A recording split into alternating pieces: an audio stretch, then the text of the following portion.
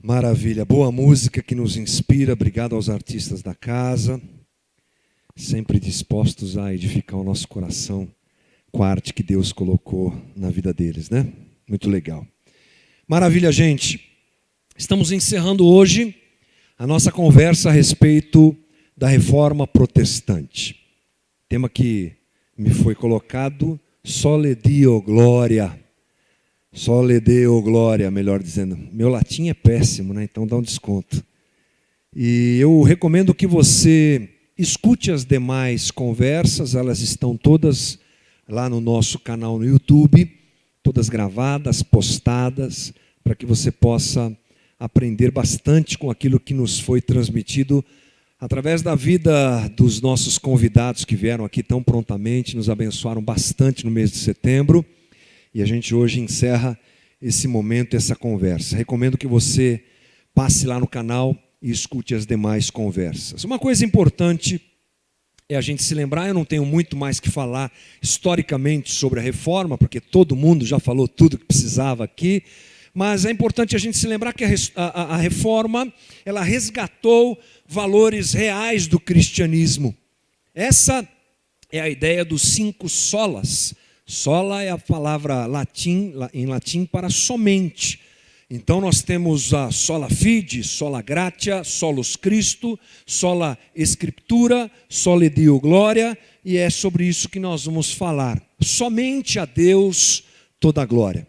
Interessante a gente começar pensando que se a reforma se propôs a resgatar a ideia de que a glória deve ser dada somente a Deus, pressupõe-se, então, que alguma coisa errada estava acontecendo nesse sentido.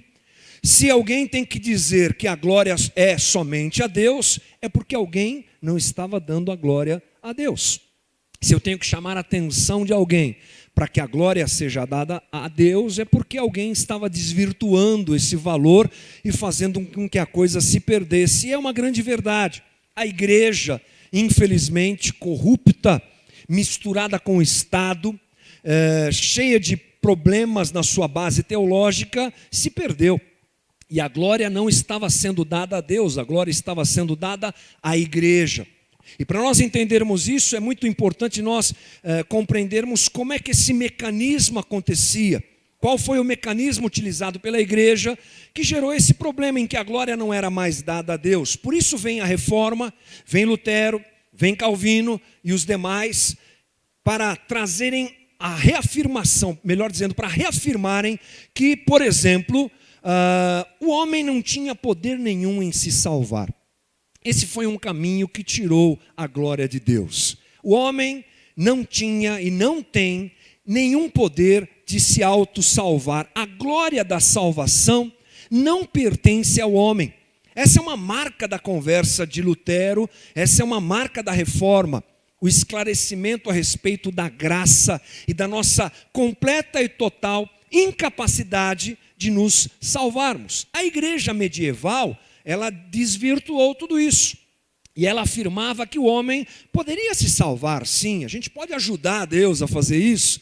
E aí eles criaram vários mecanismos para que isso acontecesse, como por exemplo as penitências, também as indulgências, instrumentos que faziam o homem se sentir melhor, mais santo e até mesmo salvo. No caso das indulgências, era uma coisa absurda, vendiam pedaços do céu, vendiam salvação para quem estava vivo, para quem estava morto, era uma loucura.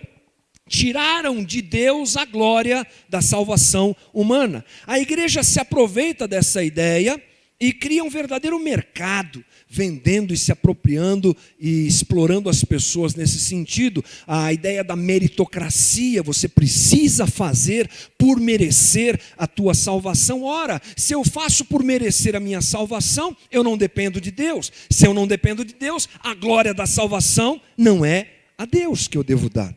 Esse é o problema todo nesse momento histórico. Os reformadores, então, eles reafirmam que a salvação é pela graça, mediante a fé no sacrifício redentor da cruz de Cristo. E a palavra de Deus nos ensina uma coisa muito incrível a respeito disso, é que isso deve ficar claro para nós, para que ninguém se glorie. de que consegue se salvar, ou de que pode alcançar salvação por seu próprio mérito. Vamos conferir o que o apóstolo Paulo fala sobre isso lá em 1 Coríntios, capítulo 1, versículo 28, que diz assim: ele escolheu as coisas insignificantes do mundo e as desprezadas e as que nada são, para reduzir a nada as que são, para que ninguém se vanglorie diante dele. É, porém, por iniciativa dele que vocês estão em Cristo Jesus, o qual se tornou sabedoria de Deus para nós, isto é, justiça, santidade e redenção, para que, como está escrito, quem se gloriar, glorie-se no Senhor. É Ele quem me salva. Eu não posso, eu não tenho essa condição. A reforma traz isso de volta. Efésios 2, 8 e 9, também Paulo diz: porque pela graça sois salvos por meio da fé, e isso não vem de vós, é o que, gente? Dom de Deus. Aí o complemento no 9, não vem pelas obras, ou não vem das obras, para que ninguém se glorie. Então os reformadores, e no caso específico Lutero, eles desmascaram essa ideia e trazem o entendimento às pessoas de que não existe nada que eu faça que possa me salvar. Se eu for a pessoa mais melhor do mundo, não vai adiantar nada, porque somos salvos pela graça. Posto isso, a gente começa a pensar o seguinte: bom, eu fazia as coisas para me salvar, e agora? O que é que eu vou fazer e por que é que eu vou fazer? Eu glorificava a Deus ou glorificava a mim mesmo, fazendo as coisas e tentando obter salvação. E talvez a pergunta que saia dessa conclusão toda é: como é que eu glorifico a Deus hoje? Se eu não preciso fazer nada para me salvar, como é que isso me afeta diretamente? Lembrando que glorificar a Deus é dar a Ele o reconhecimento de quem Ele é, de que Ele está acima de todas as coisas, de que Ele é o Senhor de todas as coisas. É claro que a gente poderia falar sobre isso também nessa manhã. Aliás, recomendo que você escute o que o Sandro pregou hoje de manhã, porque foi por esse caminho, mostrando a glória de Deus nas Escrituras. Muito legal essa conversa também. Mas eu resolvi encontrar um caminho mais prático dessa conversa.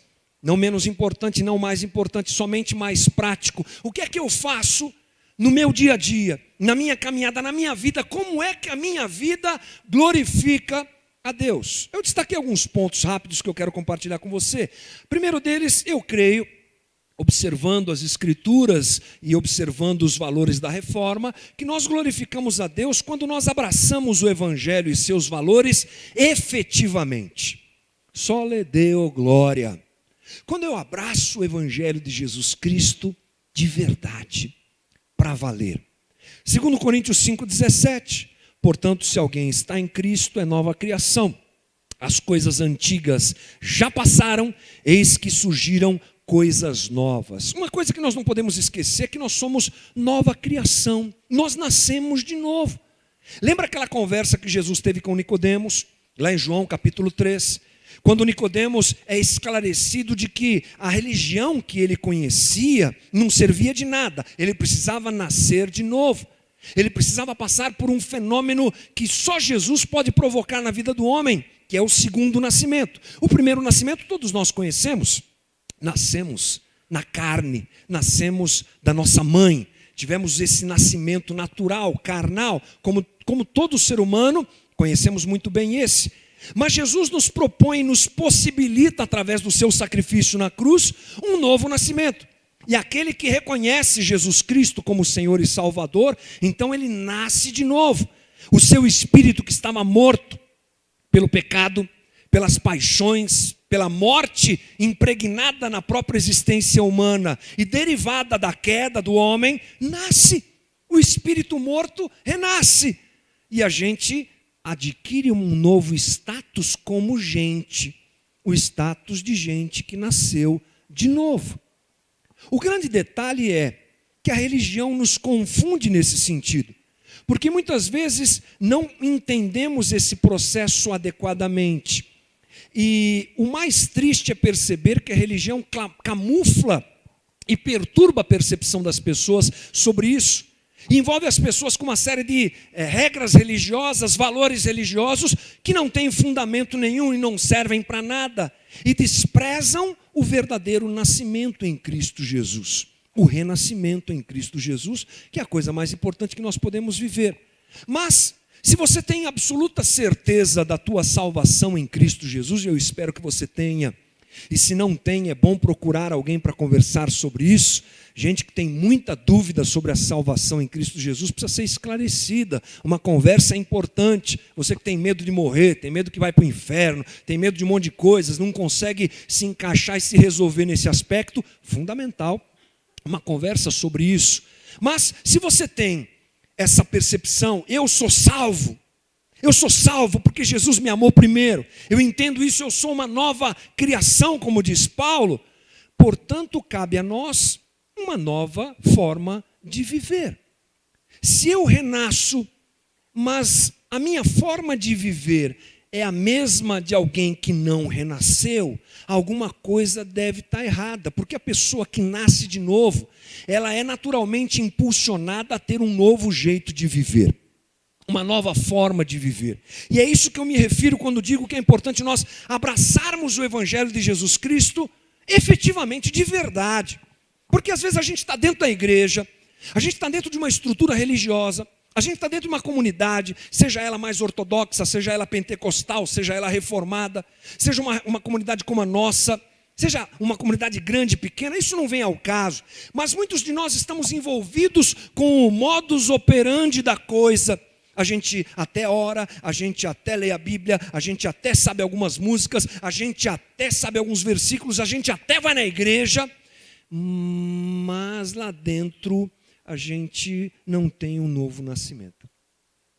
E é preciso então averiguar tudo isso e abraçar o Evangelho efetivamente. Precisamos viver nesse mundo observando novos valores que nos são propostos e apresentados pelo Evangelho e que são fruto e que frutificam, melhor dizendo, pela ação do Espírito de Deus na nossa vida e por esse novo nascimento pelo qual nós passamos. 2 Coríntios 4,16 nos diz: por isso não nos desanimamos, pelo contrário, mesmo que o nosso homem exterior se corrompa, contudo o nosso homem interior se renova dia a dia. Há um conflito para que isso acontece dentro de um conflito, melhor dizendo. Porque nós não somos trasladados e levados para nenhum outro lugar quando nós nascemos de novo. Nós continuamos aqui. E a nossa carne, o nosso homem natural continua sujeito a tentações, continua sujeito à finitude, continua sujeito à fragilidade, continua sujeito à influência do sistema onde nós vivemos. Esse é o homem exterior que Paulo fala. Mas o homem interior nasceu de novo. E nós não podemos andar agarrados aos valores do homem exterior, do homem natural. Nós precisamos alimentar, através dos valores do Evangelho, o nosso homem interior. Por isso, talvez eu fale aqui uma coisa meio démodé, nesse momento pós-moderno que nós vivemos, mas é fundamental para cada um de nós, a prática e a observância das disciplinas espirituais. A gente tem medo da palavra disciplina, né? A palavra disciplina já lembra castigo, já lembra uma coisa dura, difícil. Eu não gosto, não quero, eu sou livre. Esse momento da sociedade é liberdade. Mas a disciplina aqui não tem a ver com peso. Disciplinas espirituais não tem a ver com peso, não tem a ver com restrição, mas tem a ver com aquele que abraça algo e vai até o fim. Não é? Uma disciplina. Valores que a gente abraça e que a gente caminha com eles. Estou me lembrando aqui de oração, estou me lembrando aqui de jejum, estou me lembrando aqui de leitura da Bíblia, com um desejo grande de melhorar meu conhecimento. Estou lembrando de um monte de coisas aqui, os nossos livros que estão aí no stand que nós preparamos para você, fazendo um merchandising no meio da reflexão, né, que você pode passar lá e adquirir esse material muito bom para o teu crescimento, essas coisas. E essa luta vai continuar acontecendo sempre. Mas abraçar o Evangelho efetivamente, com certeza, glorifica a Deus. A respeito disso, Lutero disse algo muito interessante. Ele disse assim: embora, como tenho dito, um homem seja abundante e suficientemente justificado pela fé, internamente em seu espírito, e assim tem tudo de que precisa, exceto quanto a essa fé, e essas riquezas devam crescer no dia a dia até a vida futura, contudo, ele permanece em sua vida mortal sobre a terra. Nessa vida, ele tem de controlar seu próprio corpo e lidar com os homens. Aqui começam as obras. Aqui o homem não pode gozar de ócio. Aqui certamente ele tem de disciplinar o seu corpo por meio de jejuns, vigílias, labutas e outras disciplinas razoáveis, e sujeitar-se ao espírito para que obedeça e se conforme ao homem interior e à fé, não se revoltando contra a fé e impedindo o homem interior, como é a natureza do corpo fazer, se não for impedido. É essa luta que Lutero está falando que acontece, e que a gente precisa, através das disciplinas espirituais, vencer, lutando contra a nossa própria natureza humana. Eu te recomendo, se você quer glorificar a Deus e quer dar a Deus toda a glória, abrace os valores do Evangelho para valer. Abrace e caminhe diante do Senhor com o teu coração, com o teu ímpeto maior, amando ao Senhor e guardando a sua palavra. A segunda coisa que eu acho boa falar é praticar boas obras com motivação correta. Praticar boas obras com motivação correta é algo muito interessante. Somos salvos pela graça e ponto final. Nada do que nós façamos pode nos acrescentar nada em relação à nossa salvação. Somos salvos pela graça. Graças a Deus por isso. Motivo de alegria, porque se dependesse de mim e de você, um abraço. Todo mundo estava perdido. Mas é pela graça do Senhor. Portanto, essa alegria que brota do fato de termos sido alcançados pela graça deve se converter em um impulso gigante em relação ao outro. Já que não tenha nada que eu faça para ser salvo, e antes de repente eu até fazia coisas para ser salvo, agora que eu entendo que não tem nada que eu faça para ser salvo, mas Deus me amou em primeiro lugar, Deus entregou Jesus em primeiro lugar, e me amou completamente nesse ponto, então meu coração cheio de alegria deve resultar nessa ação que antes era feita para que eu fosse salvo, agora é feita por gratidão a Deus. Isso me empurra em direção ao outro. Servir a Deus com alegria e não por interesse. Antes servíamos a Deus por interesse, agora servimos a Deus por alegria. Antes servimos a Deus pensando em nós, agora servimos a Deus com amor, sem constrangimento.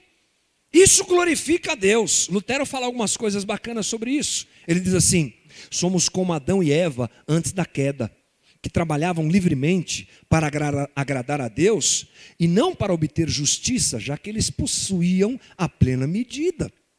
Bacana essa comparação. Outra, somos como um bispo que cumpre os seus deveres, porque ele é bispo, e não a fim de se tornar bispo. É o que Lutero fala, é claro, visando uma crítica à Igreja Católica também. Somos como uma árvore que produz bons frutos, porque é uma boa árvore, e não para se tornar uma boa árvore. Somos como uma casa bem construída, uma boa casa. Não é o que faz um bom construtor, é o bom construtor que constrói uma boa casa. Nossas obras não nos fazem bons, uma vez que somos feitos bons pela fé, então produzimos boas obras.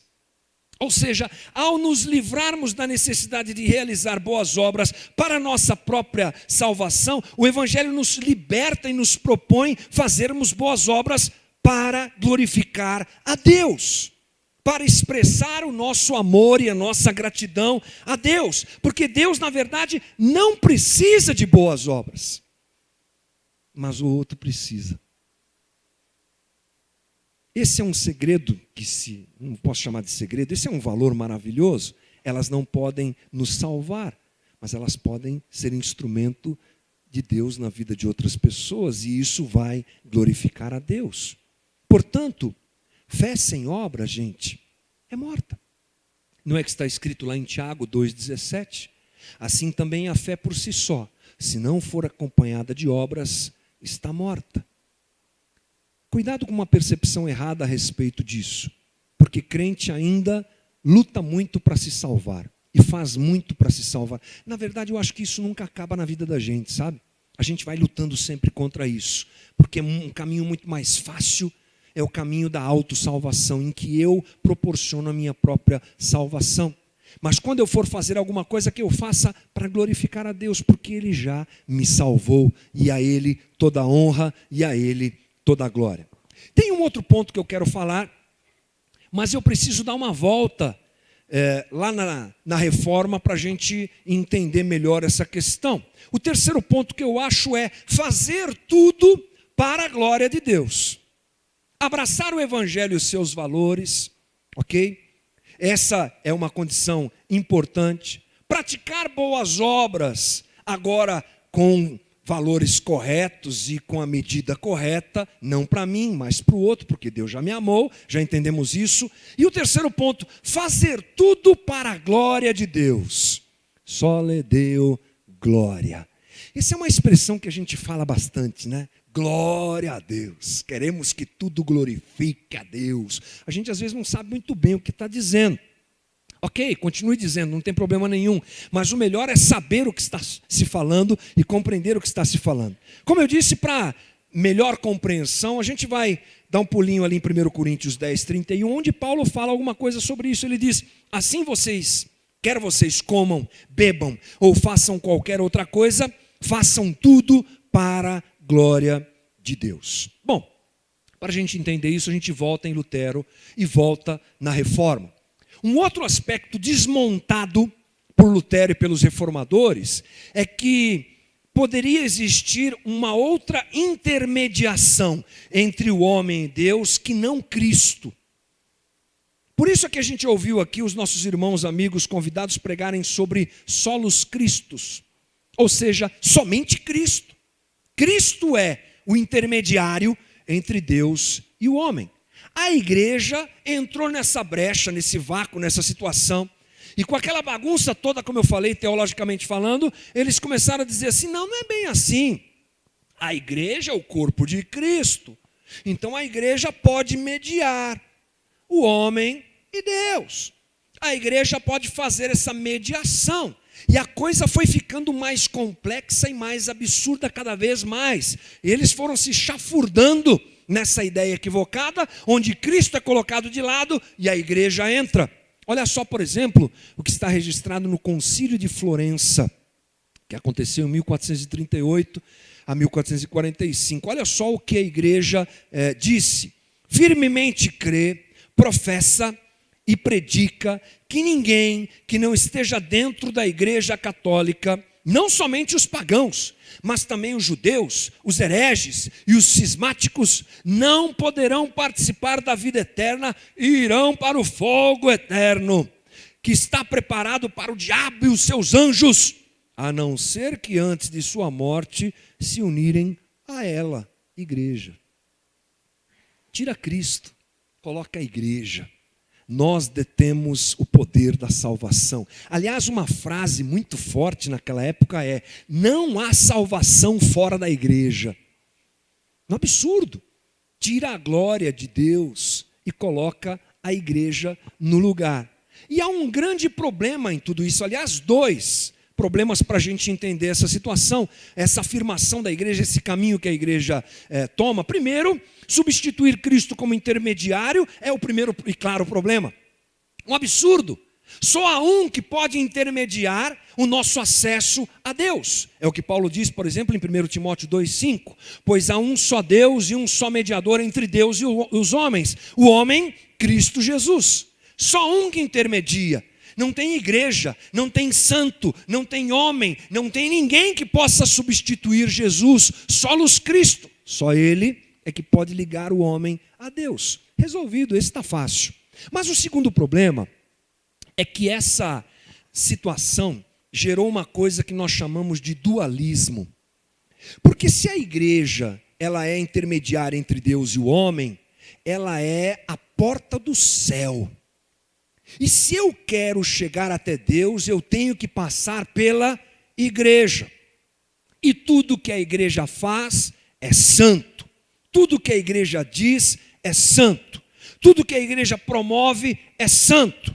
E o que a igreja não tem nada a ver, ou o que não tem a ver com a igreja, não é santo. Esse é um dualismo, é a santificação dos assuntos da igreja. Tudo que se referia à igreja era santo. Se eu quisesse servir a Deus, eu tinha que ir para dentro da igreja.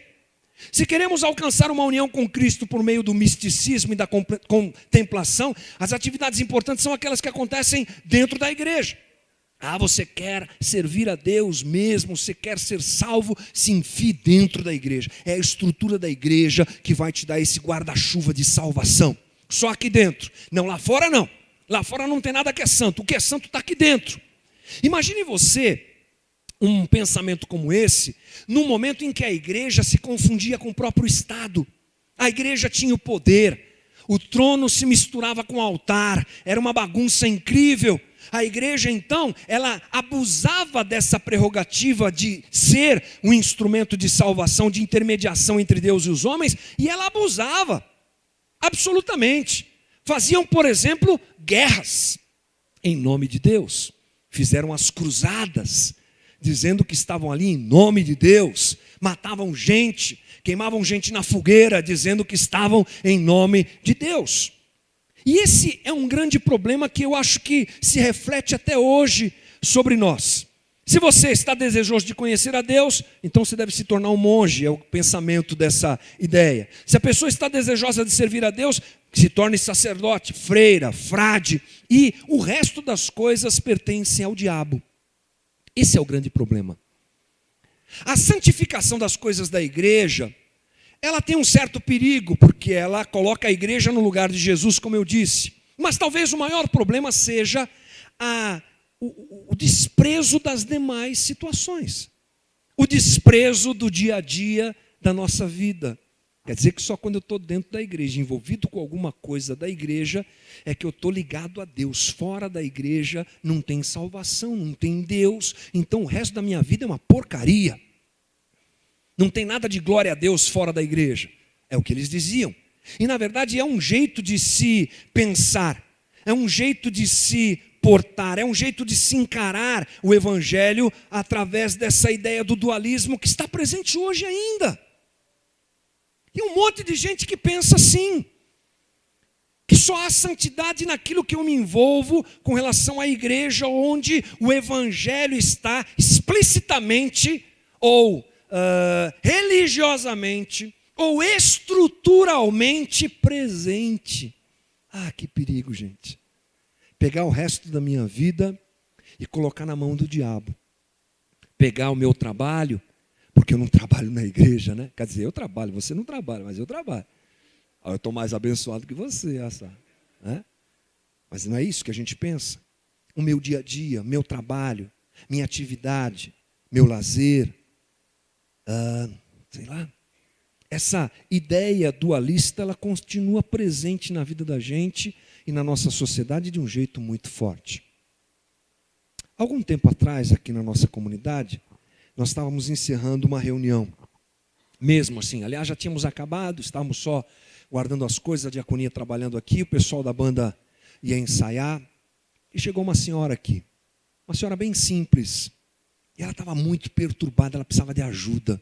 O pessoal da diaconia deve se lembrar dela. Não faz nem tanto tempo assim, e eu tomo a liberdade de usá-la como exemplo, não para expô-la, mas para crescimento da comunidade sobre esse assunto. E essa senhora estava perturbada, e ela queria falar comigo. Ela vai falar com o pastor da igreja, vai falar e tal, veio conversar comigo.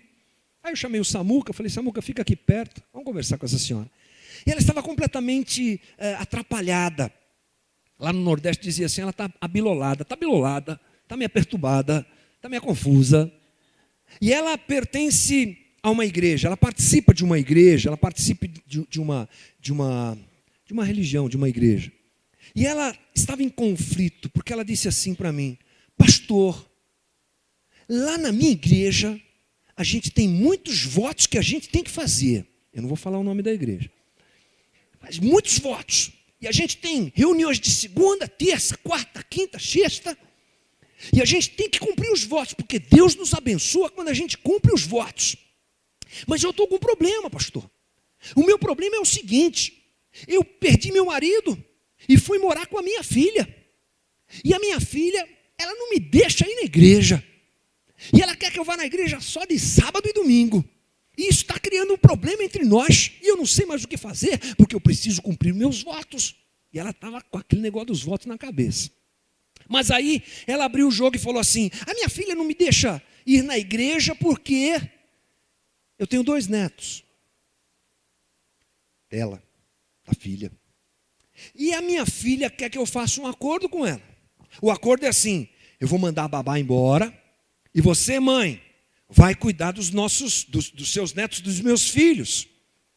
E vai ficar durante o dia com eles. E aí, sábado e domingo, a senhora vai estar livre, eu estou trabalhando. Sábado e domingo, a senhora vai para a igreja tranquilo. E ela dizia: mas eu não posso, porque eu tenho que cumprir meus votos. E ela estava bem aflita, e bem chateada com isso, bem perturbada. E a gente começou a conversar com ela. E aí nós fizemos a seguinte pergunta para ela: a senhora não consegue entender que cuidar dos seus filhos, aliás, dos seus netos, glorifica a Deus? Eles são seus netos. A senhora é a avó dessas crianças. Elas precisam ser cuidadas, amadas, protegidas, encaminhadas no caminho de Deus. A senhora precisa começar a entender que cuidar dos seus netos é um instrumento que glorifica a Deus. Mas e os votos, pastores? Eu falei: deixa os votos para lá. Larga esses votos. Para de ser explorada. Mas aqui vocês têm voto? Não, não tem, minha irmã. Aqui não tem. Aqui o pessoal dá o que quer, do jeito que quer. Aqui é tranquilo. É mesmo? Eu falei: é mesmo. Veja que coisa interessante. Entre os votos dentro da igreja e o cuidado com os netos, na cabeça dessa senhora, levando em consideração toda a sua limitação de entendimento, mas o que plantaram na cabeça dela: o que é santo é o que é feito na igreja. O que agrada a Deus é o que é feito na igreja. E ainda de forma inescrupulosa, exploram a pessoa, colocando esse tipo de pensamento. É aqui, veja só, voltamos à época medieval. É aqui, pagando os seus votos, que você glorifica a Deus. Nós ligamos você a Deus. Os seus netos não ligam você a Deus. Sua família não liga você a Deus. Seu trabalho não tem nada de Deus. Tem que vir para a igreja. Tem que se enfiar dentro da igreja. E tem que fazer tudo o que a igreja quer, porque na verdade nós é que ligamos você a Deus. E a gente muitas vezes escolhe esse caminho. Não dessa maneira tão explícita e tão dura como essa que eu estou falando, mas a gente despreza a capacidade, a possibilidade que nós temos de glorificarmos a Deus fazendo o que nós fazemos. E vivendo a vida linda e bonita que Deus nos deu. Indo para a igreja, ok, contribuindo e participando na igreja, ok, mas por amor, mas por retribuição ao amor de Deus que nos alcançou, não numas de ficar explorando e sendo explorado. Olha como isso é muito interessante, a conversa de Lutero nesse aspecto é muito legal. Certa vez um sapateiro convertido perguntou a Lutero o que é que ele poderia fazer para servir melhor a Deus, para ser um cristão melhor, para glorificar a Deus mais. O que é que Lutero respondeu? Faça um bom sapato e venda por um preço justo. Lutero não falou para ele: larga essa porcaria de sapato, vai para a igreja, ou qualquer coisa do tipo. Viva a sua vida e glorifique a Deus do jeito que você é e através daquilo que você faz. Será que nós conseguimos entender isso? Será que conseguimos entender que Deus está no nosso trabalho? E que Deus observa o nosso trabalho. E que como cristãos devemos glorificá-lo através daquilo que nós fazemos. Sendo justos, sendo corretos, sendo honestos, justificando o salário que nós recebemos, pagando os nossos impostos, dando exemplo de fé nas decisões no lugar onde nós estamos. Será que isso acontece dentro da nossa casa? Porque é um tal de gente que aparece na comunidade com cara de santo, mas lá dentro de casa a glória de Deus passa longe. Porque os filhos não são prioridade, porque a esposa ou o marido não é prioridade, e porque o lar está completamente desmontado, não tem as bases do evangelho ali dentro. Será que a gente consegue perceber a possibilidade, a real possibilidade de glorificarmos a Deus através de tudo que a gente faz? Acho que ainda falta isso para a gente, ou muito disso para a gente. com tantos milhões de evangélicos no Brasil, se essa fosse uma verdade abraçada por cada um de nós, esse país já não seria mais o mesmo. Acontece que tem gente que acha que glorifica a Deus na igreja, mas onde está, joga tudo fora. E não percebe essa relação. Esse dualismo, irmão, faz um mal incrível para nós. Nos afasta do real propósito do Evangelho. E nós não podemos esquecer que esse é o desafio que Deus nos deu. Por isso que a reforma fez trouxe benefícios incríveis para as sociedades ali da Europa, na Alemanha, na Suíça, em outros lugares, porque mexeu com as pessoas, e elas se tornaram cristãs de verdade, e elas se afastaram da estrutura da igreja, que estava corrompida e cheia de valores errados, e foram para os hospitais, e levantaram bibliotecas, e ensinaram as pessoas a lerem, e deram de comer aos pobres, e foram melhores sapateiros, melhores advogados, melhores professores, melhores e melhores e melhores, e isso honrou e glorificou o nome de Deus, a ponto de nós ainda termos hoje reflexos na nossa história da humanidade causados pela posição desses nossos irmãos há 500 anos atrás. Gente que entendeu que não dá para ser luz só dentro da igreja, mas em qualquer lugar. E que a gente precisa ser assim. E que essa é a convocação que o Evangelho nos apresenta.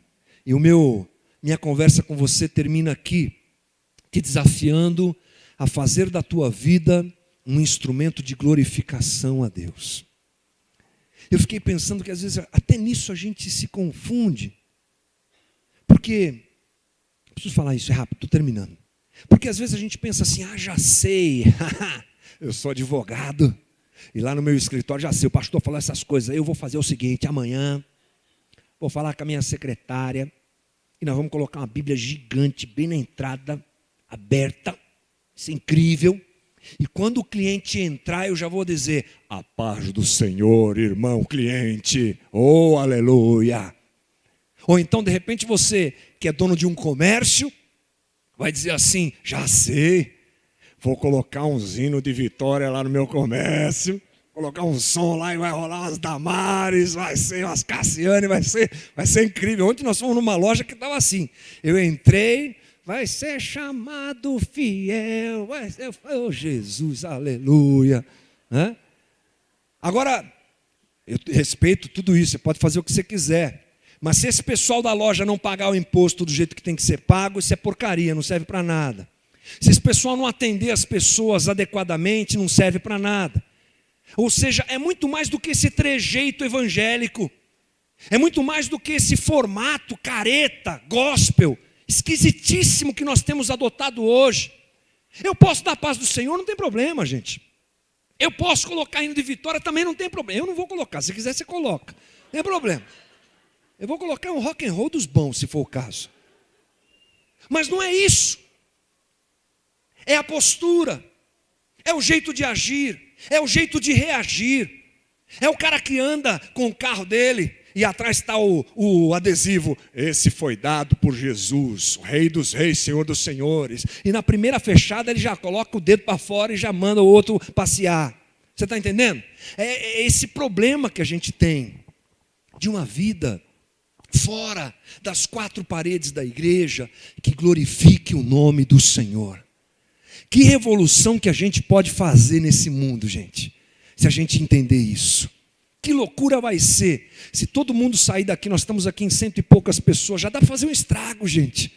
Já dá para fazer um estrago, glorificando a Deus em tudo que a gente fizer. Tomando as decisões baseados nos valores do Evangelho, abraçando os valores do Evangelho, vivendo essas coisas todas e glorificando o nome de Deus aonde a gente estiver. Que o Senhor nos ajude nisso.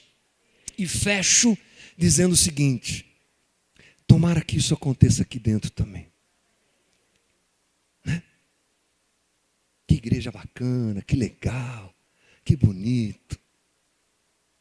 Que a glória de Deus, que a glória seja dada somente a Deus. Sempre e tudo. E que aqui dentro, eu fico preocupado porque a comunidade vai crescendo, sabe, gente?